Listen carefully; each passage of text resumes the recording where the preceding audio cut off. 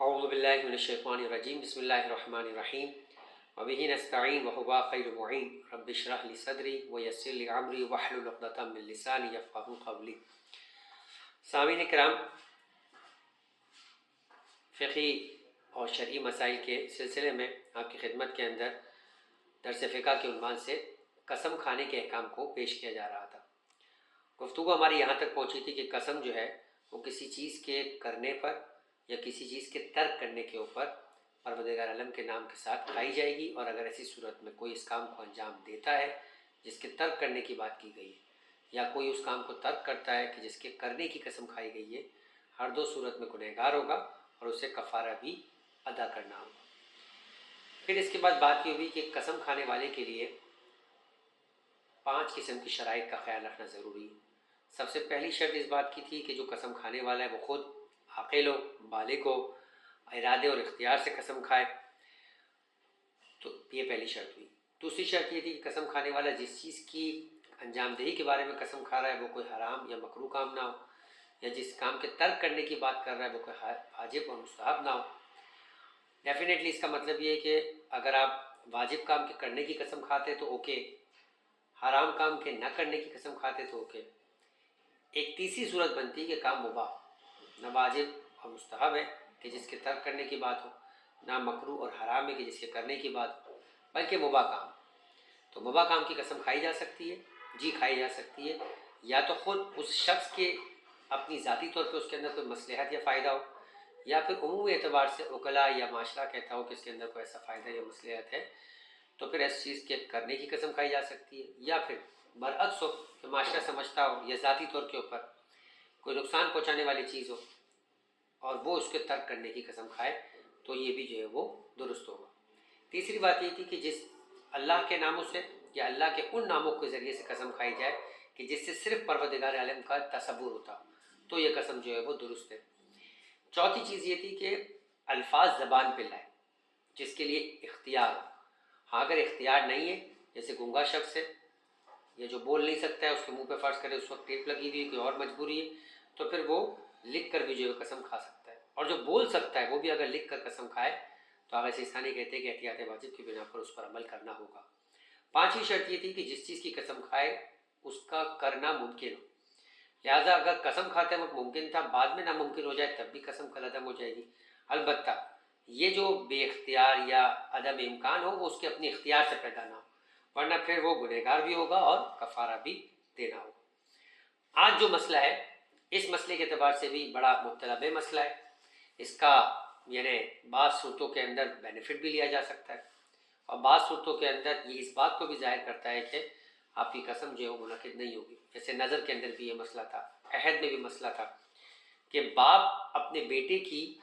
جو ہے وہ قسم کو روک سکتا ہے، اور شوہر اپنی بیوی کو جو ہے وہ قسم کھانے سے روک سکتا ہے، لہٰذا وہ روکے گا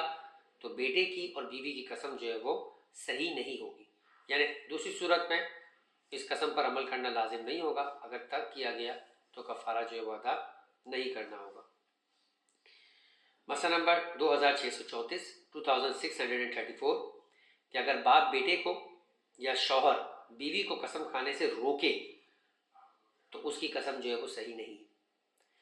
اب اگلا مسئلہ ہو سکتا ہے کہ انہوں نے بغیر انفارم کیے، بغیر اجازت لیے قسم کھا لی، تو کیا باپ اپنے بیٹے کی قسم کو فسخ کر سکتا ہے؟ شوہر اپنی بیوی کی قسم کو فسخ کر سکتا ہے؟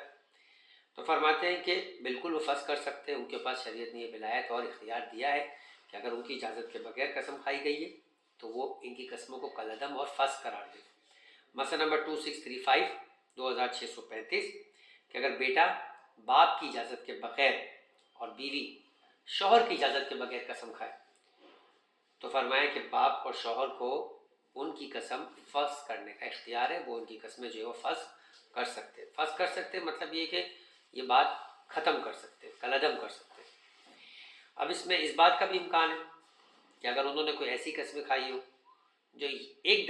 دفعہ کی نہیں، مثلا ایک دفعہ کی قسم کھائی، یہ کام ہو گیا تو 15 شعبان کو روزہ رکھوں گا، 15 شعبان نہیں آئے، باپ یا شوہر جو ہے وہ قسم کو فسخ کر سکتے۔ کچھ دفعہ ایسی قسم کھائی جاتی ہے کہ ہر جمعرات کو مثال کے طور پہ جو ہے وہ روزہ رکھوں گا، کچھ جمعرات روزہ رکھ لیا، اب جا کے معلوم ہوا کہ جو ہے وہ باپ کو یا مثال کے طور پر شوہر کو یہ قسم کھائی گئی ہے تو وہ ان قسموں کو بعد میں بھی قلع دم کر سکتے ہیں، مگر یہ کہ ان کی اجازت سے قسم کھائی ہو تو پھر انہیں حق اور اختیار نہیں رہے گا۔ مسئلہ نمبر 2636 2636، اگر کوئی شخص قسم کھائے، قسم کھانے کا پر امکان بھی رکھتا ہو جس کام کے بارے میں قسم کھائی گئی ہے، مگر اب مجبوری آ گئی یا بھول گیا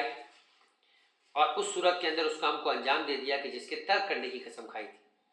یا اس کام کو ترک کر دیا جس کے انجام دینے کی قسم کھائی تھی، تو کیا ایسی صورت کے اندر اس پر کوئی کفارہ ہوگا یا وہ گنہگار ہوگا؟ فرمائیں گے اس صورت کے اندر جو ہے وہ کوئی کفارہ نہیں ہے اور کوئی گناہ نہیں ہے۔ اور اگر اسی طریقے سے بھولا نہیں ہے، غفلت نہیں ہے، بلکہ مجبور کیا گیا ہے کہ اس قسم پہ عمل نہ کرے، سارے کے سارے گھر والے فرض کرے کہ جو پکنک پہ جا رہے تھے اور سب لوگ جو ہے وہ اسے زبردستی اپنے ساتھ لے گئے، جس کی صورت میں اس کا روزہ جو ہے اس سفر کی وجہ سے باطل ہو گیا، تو اب کیا ہوگا؟ تو کہہ رہے تب بھی یہی حکم ہے کہ اس پہ کوئی گناہ اور کوئی کفارہ نہیں۔ چوتھی صورت، ایک آدمی وہمی ہے اور اس نے قسم کھائی اور وہ وہم کی وجہ سے اس کام کو انجام نہ دے سکا اور اس کا وقت گزر گیا، تو کہہ رہے کہ ایسی صورت کے اندر اگر اس کا وہم ایسا ہے کہ جس کو یہ کہا جاتا ہے کہ اپنے وہم کی وجہ سے مجبور ہو گیا ہے، تو پھر اس کو جو ہے وہ اس قسم کے توڑنے کے اوپر کوئی کفارہ ادا نہیں کرنا ہوگا۔ اگر انسان بھول کر یا مجبوری کی وجہ سے یا غفلت کی وجہ سے اپنی قسم پر عمل نہ کرے تو اس پر کفارہ واجب نہیں۔ اگر اسے مجبور کیا جائے کہ قسم پر عمل نہ کرے تب بھی یہی حکم ہے۔ ایک مرتبہ تو اپنی ذاتی مجبوری ہے، ایک مرتبہ سیکنڈ پارٹی ہے جس نے اسے مجبور کیا ہے، ہر دو صورت کے اندر کہہ رہے کہ اگر وہ قسم پہ عمل نہ کرے تب کفارہ اسے ادا نہیں کرنا۔ اگر وہمی قسم کھائے، مثلا یہ کہے کہ واللہ میں ابھی نماز سے مشغول ہوتا ہوں، ابھی فرض کرے کہ اول وقت کی بات کی اور وہم کیا سے مشغول نہ ہو، وضو میں اٹک گیا، وضو کیے جا رہا ہے یا اپنا بدن پاک کر رہا ہے، پاؤں پاک کر رہا ہے اور اتنا ٹائم تھا کہ جس کی قسم کھائی گئی تھی جس ٹائم کی وہ ٹائم گزر گیا، تو اگر اس کا وہم ایسا ہے، وہ ایسا بیمار ہے کہ جس کی وجہ سے کہا جائے کہ وہ مجبور ہے، وہ ذہنی طور پہ مفلوج ہو جاتا ہے، تو پھر ایسی صورت میں جو ہے وہ اگر وہ عمل نہ کرے تو وہ اس پر کفارہ نہیں۔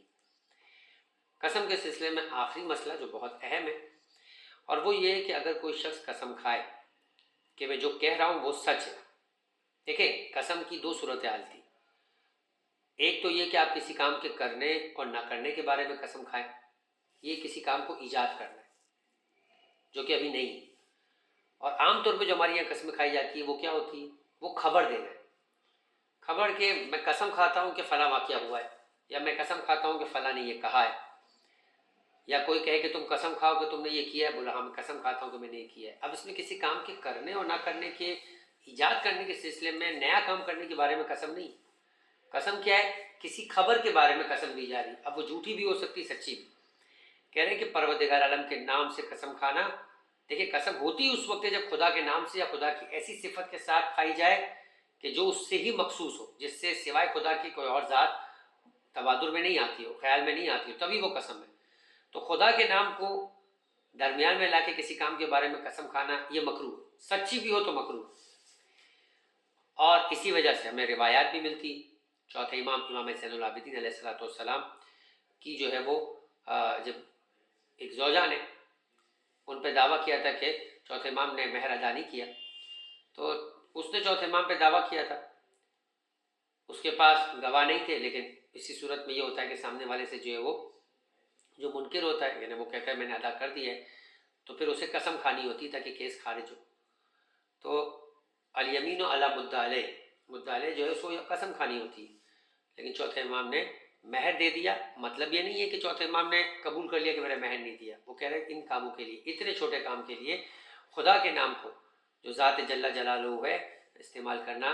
ائمہ علیہ السلام کی شان سے اجل ہے، لہٰذا اس نقصان کو برداشت کر لیا جائے گا مگر پروردگار کے نام کو استعمال نہیں کیا جائے گا۔ تو یہ جو ہے وہ قسم کھانا ہے، سچی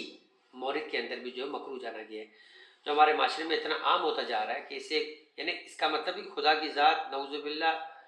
اتنی مثال کے طور پہ کمتر جانی جائے کہ انسان اپنے عام عادی کاموں کے اندر خدا کے نام کو یوں استعمال کر رہا ہو، یہ اس کی ذات جو ہے وہ اس کی جو شان ہے، اس کی جبروت ہے،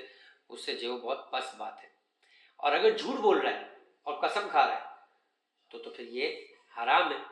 بلکہ فرمایا کہ اگر مقدمات کے وقت، جیسے ابھی چوتھے امام کی بات کی گئی، قسم کھانا، جھوٹی قسم کھانا گناہ کبیرہ میں سے۔ یہاں تک کی بات کے بعد فرماتے ہیں کہ اب کوئی مورد ہے کہ جہاں جھوٹی قسم کھانا جائز بھی ہو جاتا ہے، جس مورد میں جھوٹ کہنا جائز ہو جاتا ہے اس مورد میں جھوٹی قسم کھانا بھی جائز ہو جاتا ہے۔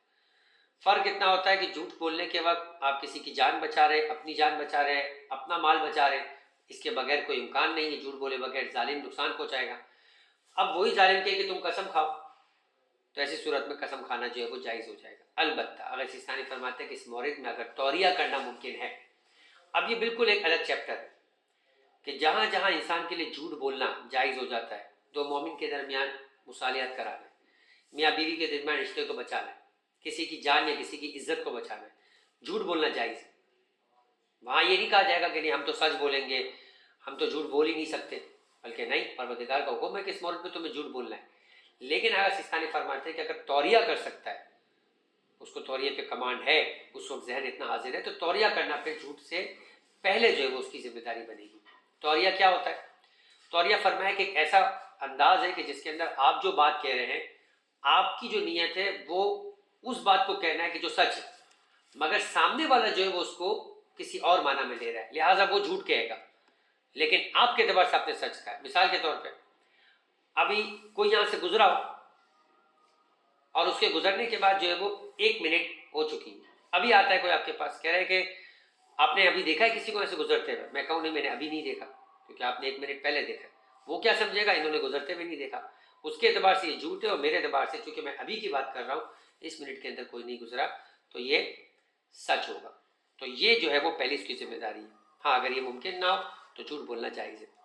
مسئلہ نمبر 2637 کہ اگر کوئی شخص قسم کھائے کہ میں جو کچھ کہہ رہا ہوں سچ کہہ رہا ہوں، تو اگر وہ سچ کہہ رہا ہے تو اس کا قسم کھانا مکروہ ہے، اور اگر جھوٹ بول رہا ہے تو حرام۔